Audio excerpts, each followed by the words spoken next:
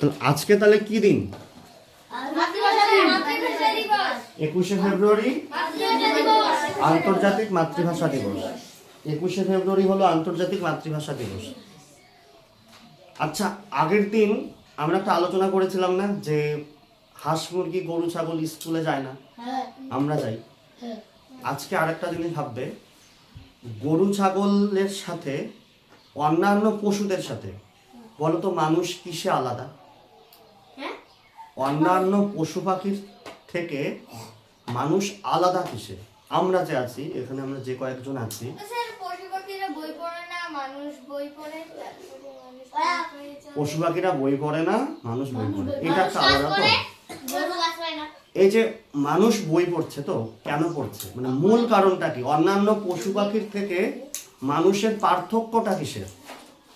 মূল পার্থক্যটা হলো এটার। কিসের? মাথার। হাতিরও মাথা আছে, হাতির মাথা কিন্তু মানুষের মাথার থেকেও বড় না? হ্যাঁ। গরুর মাথা আমাদের মাথার থেকেও শক্ত। গরু যদি মাথা দিয়ে আমাদের মাথায় একটা ঢিস দেয়, মাথা আমাদের শেষ হয়ে যাবে। কিন্তু তা সত্ত্বেও ওই হাতি, গরু, বাঘ, গন্ডার, ছাগলের মাথার থেকেও আমাদের মাথার পার্থক্যটা কিসের? ঘাড়ের উপরে মাথা তো সবারই আছে, গরুরও আছে ঘাড়ের উপরে মাথা, আমাদেরও আছে। পার্থক্যটা কিসের? আমরা চিন্তা করতে পারি। আমরা কি করতে পারি? চিন্তা করতে পারি। কিন্তু গরু, ছাগল, হাঁস, মুরগি চিন্তা করতে পারে? পারে না। একটা জিনিস লক্ষ্য করবে, উঠানে মনে করো ধান আছে, একটা মুরগি ধানটা খেতে আসবে, একবার তাড়িয়ে দিবে, পাথর দিয়ে ঢেল দিবে, লাঠি দিয়ে ঢেল দিবে, সে আবার আসবে, আবার তাড়িয়ে দিবে, আবার আসবে। ওকে যত গালি দাও, মুখের ভাষা খারাপ করো, যা খুশি তাই বলো, সে বারবার আসবে। কিন্তু একটা মানুষকে বাড়িতে নেমন্ত্রণ করে, একটা মানুষকে বাড়িতে নেমন্ত্রণ করে ওকে যদি অপমান করে তাড়িয়ে দাও, ওকে আর আসবে? কেন আসবে না বলতো? ও দ্বিতীয়বার ভাবে। ওকে যখন তুমি তাড়িয়ে পাঠিয়ে দিবে, ও দ্বিতীয়বার ভাববে। ও কি দ্বিতীয়বার ভাবতে পারে, দ্বিতীয়বার ভাবতে পারে। কিন্তু গরু ছাগলের এই দ্বিতীয়বার ভাবনাটা নেই। তার জন্য ওরা কি করে? একই কাজ বারবার করে, বারবার করে, বারবার করছে একই কাজ। তাহলে মানুষের সাথে অন্যান্য পশু পাখির পার্থক্যটা কি? এই হচ্ছে চিন্তা। আমরা চিন্তা করতে পারছি আর ওরা চিন্তা করতে পারছে না। লক্ষ্য করবে ঘুঘুর ভাষা আজ থেকে 100 বছর আগে যেমন আজকেও একই রকম না? কোনো পরিবর্তন আছে? আজ থেকে 1000 বছর আগে যাও, ওই টুনটুনি পাখির বাসা যেমন এখনো ওরকম। কিন্তু মানুষের বাসা দেখো, মানুষ আজ থেকে 2000 বছর আগে যদি পাহাড়ের গুহায় যদি থাকতো, এখন দেখো তারা বিল্ডিং এর মধ্যে আছে। মানুষ কেন করতে পেরেছে? ও দ্বিতীয়বার ভাবতে পারে, সে চিন্তা করতে পারছে। একটা কাজ একবার করে ভুল করার পরে সে দ্বিতীয়বার ভাবতে পারছে। তাহলে এবার দেখো, এই যে গরু, ছাগল, হাঁস, মুরগি যে আছে, ওদের কি কথা বলার জন্য ভাষার দরকার পড়ে? দরকার পড়ে? ওদের ভাষার দরকার নেই, বাক্যের দরকার নেই। ওদের গানের দরকার আছে? কবিতা লেখা, ওদের নাটকের দরকার নেই, উপন্যাসের দরকার নেই। কিন্তু আমাদের মানুষের দরকার আছে। আমরা যদি কবিতা লিখতে চাই, কোনো না কোনো ভাষায় লিখবো। তো আমরা যদি গান গাই, কোনো না কোনো ভাষায় গাইবো। আমরা যদি একে অপরের সাথে কথাবার্তা বলি, সেটা কোনো কোনো ভাষায় করবো আমরা। এবার এটা আমরা কোন ভাষায় করব? যেই ভাষাটা আমরা কোনোদিন শিখিনি, মনে করো ইংরেজি ভাষায়, আমরা কি ইংরেজি ভাষা আদান প্রদান করব? গান গাইবো ইংরেজিতে? পারবো আমরা?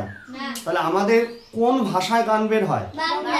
বাংলা ভাষায়, আমাদের মাতৃভাষাতে বের হয়। যে ভাষা আমরা শিখেছি ছোট থেকে, জন্মের পর থেকে, সেই ভাষাতেই আমাদের কথা বের হয়। আমাদের দুঃখ, কষ্ট, আবেগ, যন্ত্রণা, এই সমস্ত কিছু বের হয় কোন ভাষায়? বাংলা ভাষায়। সমস্ত কিছু।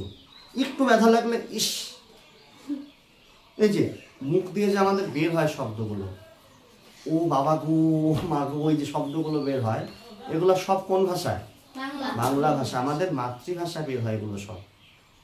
আর আজকে 21শে ফেব্রুয়ারি সেই মাতৃভাষা দিবস। আজকে কেন মাতৃভাষা দিবস পালন করা হয় কিছুক্ষণ আগে আলোচনা করেছি যে 1952 সালের 21শে ফেব্রুয়ারি আজকের দিনে বাংলাদেশের ঢাকা ইউনিভার্সিটির কিছু ছাত্ররা বাংলা ভাষার দাবিতে আন্দোলন শুরু করে।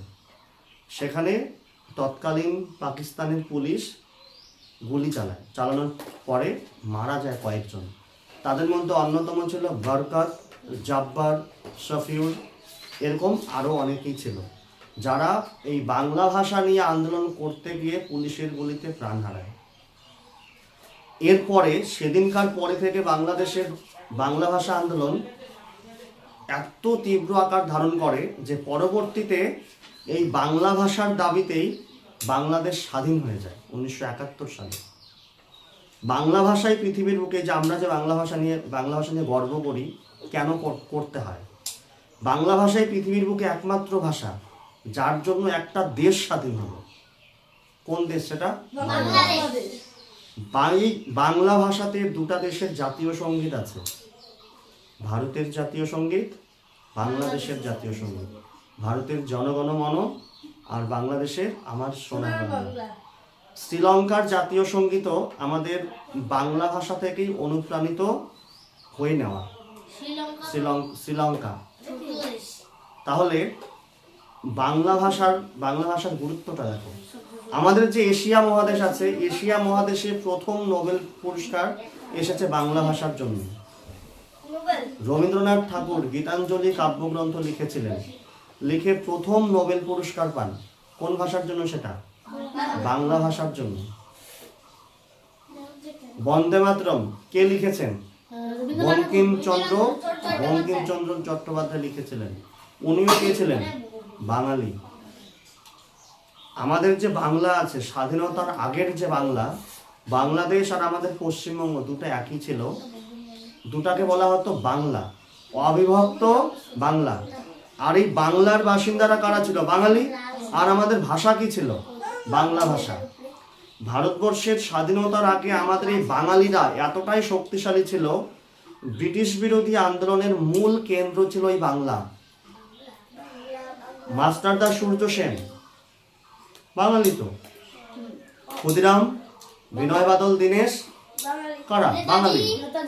নেতাজি সুভাষচন্দ্র বসু, সেই রাজা রামমোহন রায় শুরু করো, গান্ধীজি না, রাজা রামমোহন রায় থেকে শুরু করে বিদ্যাসাগর, এরা কারা? আমাদের বাঙালি। এরা